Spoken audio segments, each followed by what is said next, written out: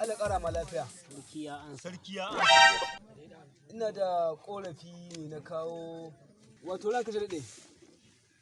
Ƙorafi ne na kawo a gare ka, saboda kai mutumin mutane ne mai ɗaukar ɗawainiyar mutane. An sama. Na kawo ƙorafi ina son ƙarin aure ne to kuɗin sadaki sun matsayi. Ƙorafi bai karɓa ba. Tashi ka ba mutane. Tashi. Ƙaryan kaɗan talakawa. No. Ya ce abin yana mai daɗi sai tashi ce aure ka sai ƙara. Salamu alaikum. Ina wunin ku? Amuna lafiya. Sarki ya amsa. Ƙorafin da na zo da shi mata ne suka turo ni suna son a gabatar da wata ƙungiya ta 'yan kuli-kuli.